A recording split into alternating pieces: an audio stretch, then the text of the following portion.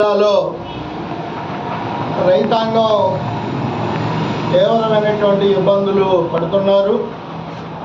ముఖ్యంగా ఎరువులు, పురుగు మందుల ధరలు విపరీతంగా పెరగడం, పండించిన పంటకి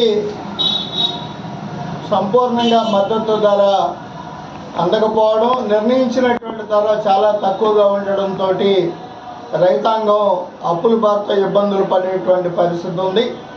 మరి ఈ పరిస్థితుల్లో ఈ నెల 15వ తేదీన గౌరవ ముఖ్యమంత్రి గారు పశ్చిమ గోదావరి జిల్లా తణుకు ప్రాంతానికి విచ్చేస్తున్న సందర్భంగా తాడేపల్లిగూడెం, తణుకు ఈ తదితర ప్రాంతాల్లో 2024 చివరిలో మరి అధిక వర్షాలు, ఎర్రకాలం ముంపుతోటి అనేక మంది రైతాంగం నష్టపోయారు.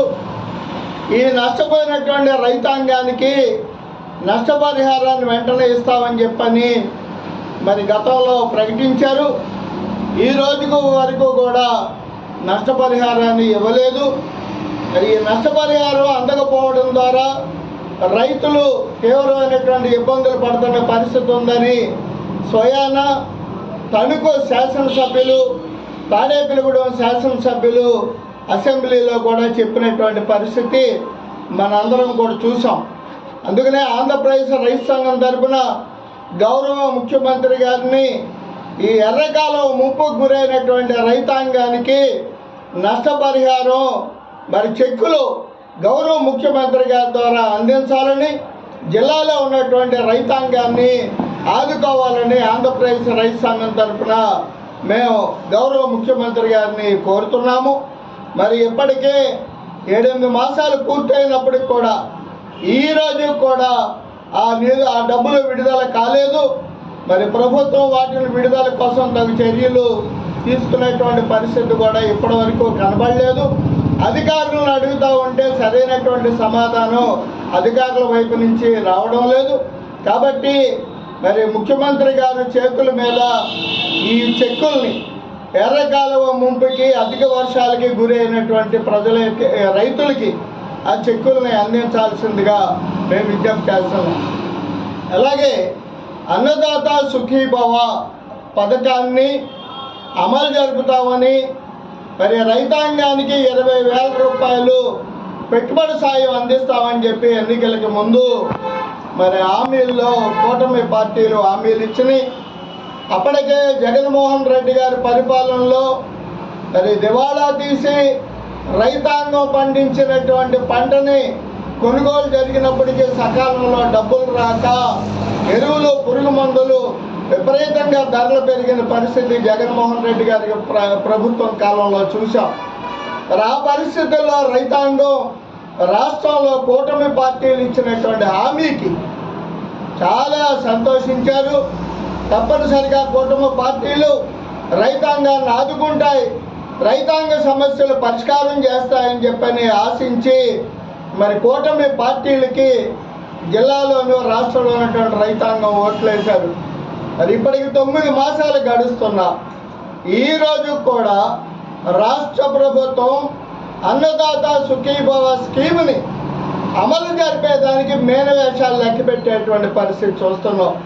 2 రోజుల క్రితం శాసన మండలిలో గౌరవ వ్యవసాయ శాఖ మంత్రి గారు చెబుతున్నారు, మేము 1 విడతగా ఇవ్వం, 3 విడతలుగా ఇస్తాము, అది కూడా కేంద్ర ప్రభుత్వం ఇచ్చేటువంటి సహాయానికి తోడుగా ఇస్తామని చెప్పడం అని అంటే మరి రైతాంగ ఇబ్బందుల్ని, కష్టాలని ఈ ప్రభుత్వం మరి గుర్తించలేదు, నిర్లక్ష్యం వహిస్తుందా అనేటువంటి అనుమానాలు వస్తున్నాయి.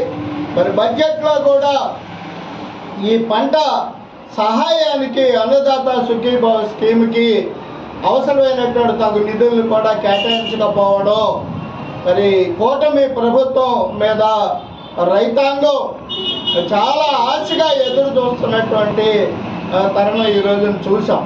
మరి అదేవిధంగా రాష్ట్రంలో మిర్చి రైతులు, వరి రైతులు, ఆక్వా రైతులు తాము పండించినటువంటి పంటకి మద్దతు ధర లేక తీవ్రమైనటువంటి ఇబ్బందులు పడుతున్నారు.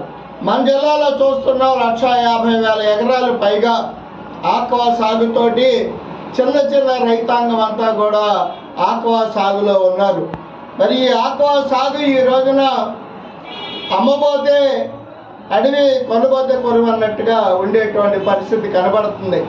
ఓ పక్కన మేత, ఓ పక్కన పిల్లలు ఫీడు, మేత ఇవన్నీ సంబంధించి, అట్లాగే ఈ పిల్లలు చేప పిల్లల్ని కొనుగోలుకు సంబంధించి సీడు ధరలు విపరీతంగా పెరిగిపోతున్నాయి. మరి ధరలు పెట్టి ఇంత ఖర్చు పెట్టి మరి రైతాంగం అష్టకష్టాలతోటి ఆక్వా సాగు సాగిస్తూ ఉంటే, మరి ఆక్వా సాగు వచ్చిన ఉత్పత్తికి గిట్టుబాటు ధర లేనటువంటి, మద్దతు ధర లేనటువంటి, మరి ఆ సహాయం లేనటువంటి పరిస్థితి ఈరోజు చూస్తున్నాం. 100 కౌంటింగు కిలోకి 60 రూపాయలు మార్కెట్లో రేటు తగ్గిపోయింది. ఇవాళ రైతాంగం ఎవరికి చెప్పుకోవాలో అర్థం కానటువంటి పరిస్థితి ఉంది. జిల్లాలో ఇప్పటికే నర్సాపురం, పాలకొల్లు, ఆచంట ప్రాంతాల్లో ఉన్నటువంటి ఆక్వా రైతాంగం తమకు న్యాయం చేయాలి, ప్రభుత్వం ఆదుకోవాలి. ఈ రొయ్య కొనుగోలు ఏవైతే వ్యాపారస్తులు ఉన్నారో వారి నుండి రాష్ట్ర ప్రభుత్వం ఈ ఆక్వా రైతులను ఆదుకోవాలని చెప్పని కోరుతున్నారు. కాబట్టి తక్షణమే రాష్ట్ర ప్రభుత్వం ఆక్వా రంగం మీద కూడా దృష్టి పెట్టి ఆక్వా రైతులను ఆదుకోవాలని, ఆక్వా రైతులు దివాళా నుంచి బయటపడే విధంగా ప్రభుత్వం సహాయం అందించాలని చెప్పని ఆంధ్రప్రదేశ్ రైతు సంఘం తరఫున కోరుతూ, మరి కొద్ది కాలంలోనే వరి పంట చేతికి రాబోతుంది. అందుకు